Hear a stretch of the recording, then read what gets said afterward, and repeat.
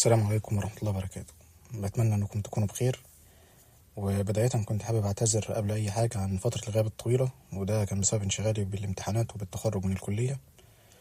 ولو في حد بيسمعنا أو بيتابعنا ولسه متخرج من كلية الطب، فألف ألف ألف مبروك، وربنا يوفقه في كل الخطوات اللي جاية في حياته ويكتب له الخير إن شاء الله.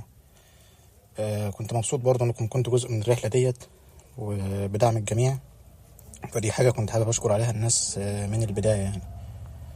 الموضوع اللي جاي أتكلم عنه النهاردة هو يمكن بصراحة ما كنتش مخطط له قوي يعني، أو كنت مخطط له من زمان، بس حصل موقف مؤخرا معايا قبل التخرج فقررت إن أنا أعجل بإن أنا أتكلم عنه. الموضوع بصراحة هو التعامل بتاعنا مع الموظفين بتوع الدليفري أو المندوب بتاع الدليفري اللي بيوصل لك الأوردر. والموقف اللي حصل معايا بكل بساطة إن أنا بمناسبة التخرج يعني كنت طالب أوردرات هدوم وكده من مكان مشهور أنا مش هقول على اسمه يعني. والمهم ان الشركة اللي كانت بتتولى فكرة التوصيل هي برضه شركة من الشركات العملاقة يعني، مش شركة وخلاص. فاتفاجئت يعني ان المندوب بيرن عليا زي اي اوردر بطلبه، بيقول لي ان هو قريب من المكان اللي انا ساكن فيه، فتقريبا 5 دقايق وهيكون موجود عندي يعني. فانا المهم اتحركت يعني ونزلت عشان اتفاجئ ان الراجل اصلا جاي ماشي وشايل على ظهره شوال فيه طبعا كل الاوردرات اللي هو بيوزعها في المنطقة. الراجل بعد كده بدأ يعتذر لي يعني ان هو اتأخر عليا تقريبا 6 أو 7 دقايق. فقلت له لا، انا مفيش مشكلة يعني، بس انا كنت مستغرب المندوب في شركة زي دي جاي على رجله. الحاجة التانية اكتشفت ان الراجل اصلا مش من هنا، وبيشتغل يعني زي شغل تاني وبينزل بعد الشغل بتاعه يكمل في حوار التوصيل دوت. فاصلا الراجل ما كانش عارف مثلا المناطق اللي قريبة من البيت عندي، واداني الاوردرات اللي معاه بحيث ان انا ارتبهم له من الاقرب للابعد يعني، بحيث ان هو يقدر يتمشي عليهم ويوصلهم بسهولة.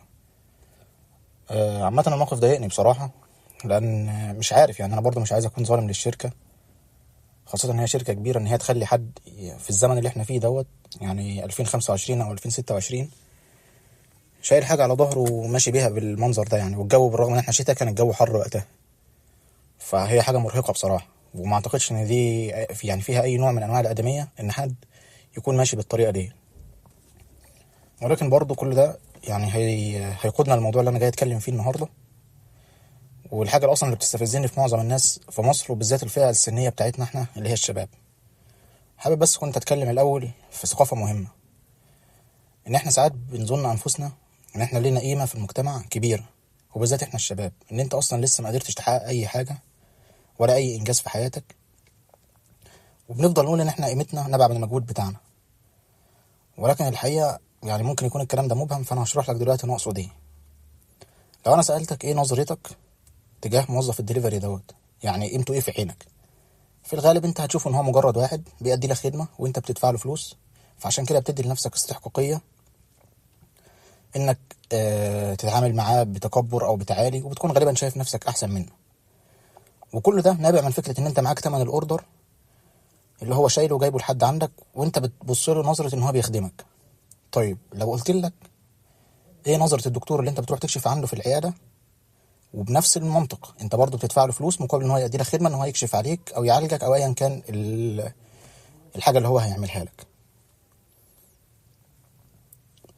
برضه هتشوف ان قيمته عالية وهتكون انك مجبر تحترمه، مع ان سبحان الله الاتنين بيسعوا للكسب الحلال، والاتنين انت بتدفع ليهم فلوس مقابل خدمة معينة. فالثقافة دي انا شايف ان هي مش اصح حاجة في المجتمع عامة، لان انت افضليتك اصلا بتكون نابعة احيانا من كونك نشأت مثلا في بيئة او اسرة معينة قدرت توفر ليك اللي مش متوفر لغيرك.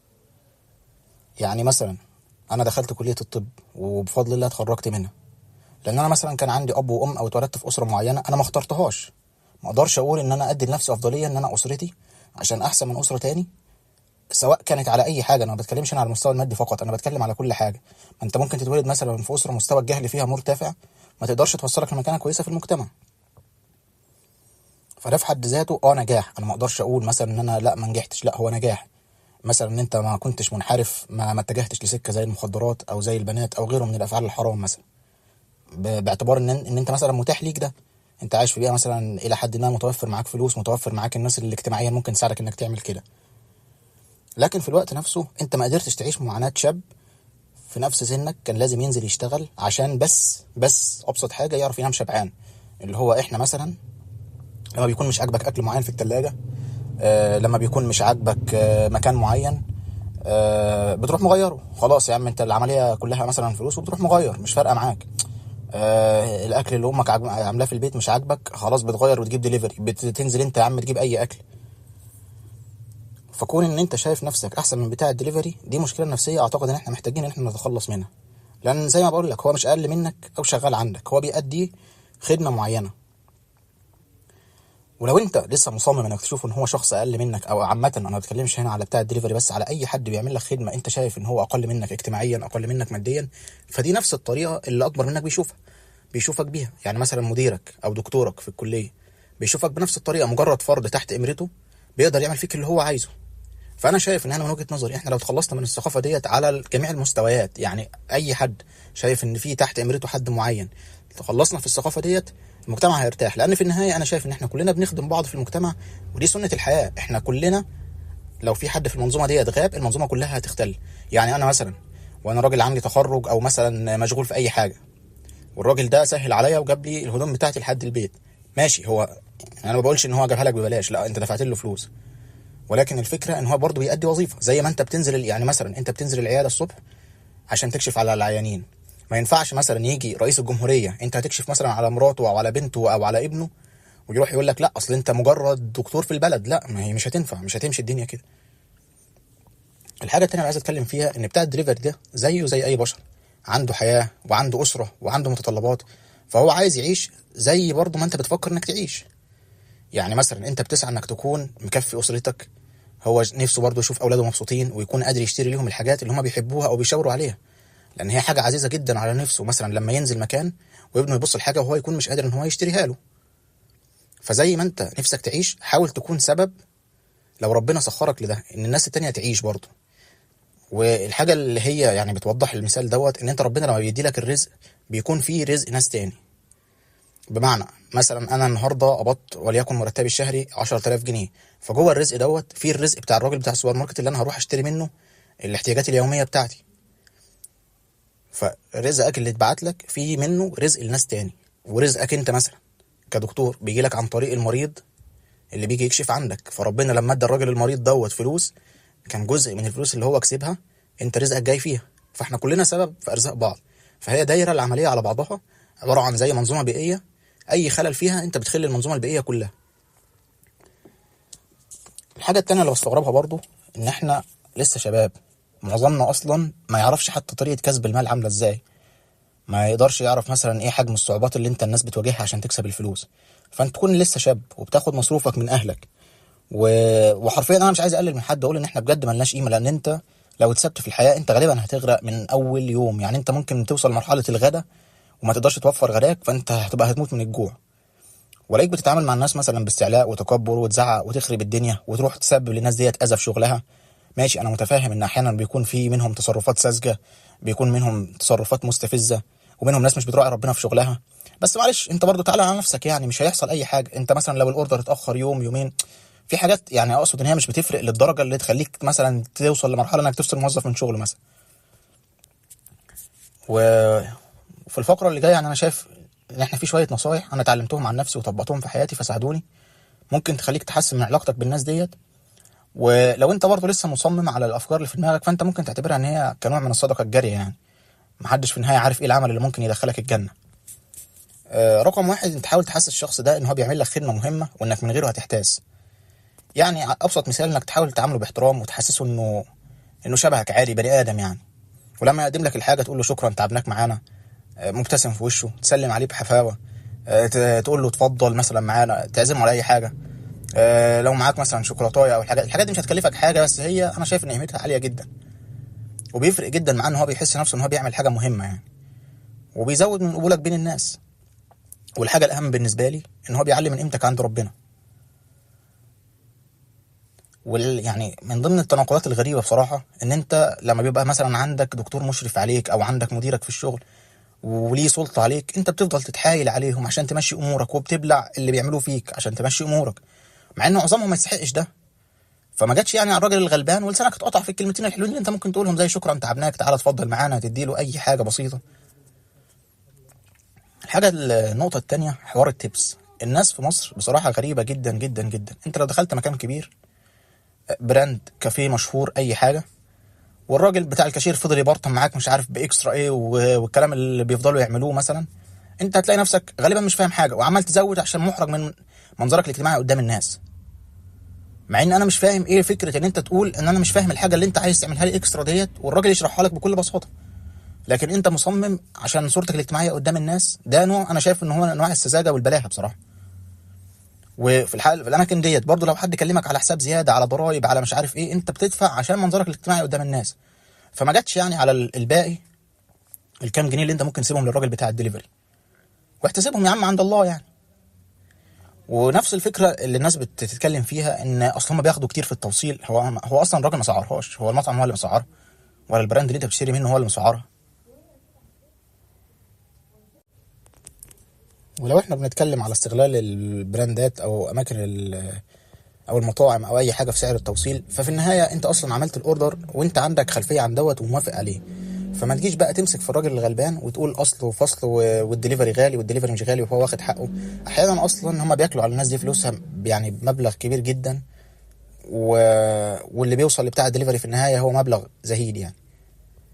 الحاجه التانية ان انت اصلا اللي ممكن تسيبه مثلا بقى الاوردر 10 جنيه 15 جنيه يا عم، حتى لو 20 جنيه، فهي حاجه بالنسبه لك انت غالبا بسيطه، 8 كيس شيبسي يعني، ربنا يوسع عليك في رزقك ويزيدك من نعيمه. لكن بالنسبه للراجل الغلبان دوت، هو ممكن هو مروح مثلا يشتري بيهم كيس الشيبسي دوت لابنه، وابنه يتبسط بيه يعني، يبقى طاير في السماء ينام سعيد. فتخيل ان انت شوف اللفه، ان انت وصلت بيك المرحله في النهايه انك تكون سبب في سعاده شخص حتى ولو حاجه بسيطه يعني، انت ما عملتش حسابها اصلا. وبص هي وصلت في النهايه المرحله عامله ازاي. فالراجل دوت هينام ابنه مبسوط، هو هيدعي لك، كل ده هيتكتب ليك ثواب عند ربنا. فانت عملت ثواب من العدم حرفيا، ومحدش عارف اصلا زي ما قلت لك في النهايه ايه العمل اللي ممكن يدخل الانسان الجنه. النصيحه مش عارف الثالثه او الرابعه، ان انت حاول لو حصلت معاك مشكله تحاول انك تحلها باحترام. يعني انت لو عملت مشكله مع مديرك في الشغل، في الغالب هتفضل تقول يا حضرتك، يا بيه، يا باشا، وهتبقى قاعد يعني عمال تنزل وتقلل من نفسك عشان وتدوس على نفسك عشان اكل عيشك. فهي نفس الفكره، انت تتعامل مع الراجل ده ان انت حصلت معاك مشكله مع حد مهم، مع حد مستواه الاجتماعي عالي، ونفس الفكره. يا عم انت تمام خلاص مظلوم، متضايق، حصلت معاك مشكله مستفزه، عادي جدا يا عم، تواصل بكل احترام وحاول تحل المشكله مع الراجل، وتمام الراجل كتر معاك في الحوار، خلاص يبقى هو يستاهل اللي يجراله. لكن بلاش بلاش بلاش انك تفتري على شخص غلبان زي كده، لان في النهايه زي ما قلت لك ممكن هو يبات وهو سعيد بسبب الكام جنيه الزياده اللي انت سبتهم اللي كانوا سبب في سعاده ابنه، وممكن ينام مظلوم وسايب شغله ويدعي عليك، وساعتها حياتك هتتدمر. يعني اصلا الحياه انا شايف ان هي وصلت لمرحله دلوقتي بصراحه ما اعرفش يعني ده نضج ولا ايه، بس انا شايف ان الحياه عامه كلها مش مستاهله انك تفضل تعمل مشاكل مع الناس وتفضل تناكف في دوت وده يدعي عليك، ونفضل ندخل في مشاكل وحوارات، وكل ده ملوش اي 30 لازمه يعني. انت كده كده يا عم جايب اوردر عشان تتبسط بيه ولا عشان تفرح نفسك، فالموضوع ابسط من كده بكتير يعني. والحاجه التانية انا شايف اصلا ان المشاكل عامه في المجتمع بشكل عام، لو اتعلمنا ثقافه ان احنا نحترم بعض ونشوف الناس ان هي مش اقل مننا في حاجه، ونبطل الشغل. انا ما اعرفش بصراحه احنا تورثناه من مين، بس انا شايف ان المجتمع بيدي افضليه للوظائف على وظائف، مع ان انت لو صحيت الصبح وما لقيتش بتاع الدليفري انت غالبا هتحتاس. ونفس الكلام في اي وظيفه تانية. انا اللي مستفزني بس هي كانت فكره ان الاوردر لما جالي الراجل كان ماشي على رجله بمنظر يعني انا اسف زي العبد، مع ان يعني ابسط حقوقه ان هو حتى يكون معاه عجله مثلا يمشي بيها. فده موضوع كان مستفزني جدا. انا كده كده تعامل الناس مع بتوع الدليفري اصلا مستفزني لوحده، لان بلاقي اشكال في الشارع عيال مثلا 12 و13 سنه بتتكلم مع الناس باساليب هو اصلا حرفيا لو سحبت منه المصروف اللي بيديهوله ابوه مش هيلاقي يجيب ثمن ازازه الميه. فالموضوع يعني بصراحه مستفز جدا ان تكون اشكال زي دي بتتكلم مع الناس اللي هي اصلا بتنزل وبتسعى على اكل عيشها وفي رقبتها اسر وكده بالمنظر ده يعني. فبتمنى ان احنا نحسن من تعاملنا مع الناس، وان احنا تعاملنا يكون احسن وارقى. وزي ما قلت لك في النهايه الواحد ما يعرفش ايه العمل اللي ممكن ربنا يدخله بيه الجنه حتى لو كان بسيط. بتمنى ما اكونش طولت عليكم وان كلامي يكون خفيف ونصايح مفيده. ومره تانية مبروك للشباب كلهم على التخرج، وان شاء الله ربنا يكتب لكم كل الخير في كل الخطوات اللي جايه ايا كان الطريق اللي انتم حابين تسلكوه. شكرا على حسن استماعكم، السلام عليكم ورحمه الله وبركاته.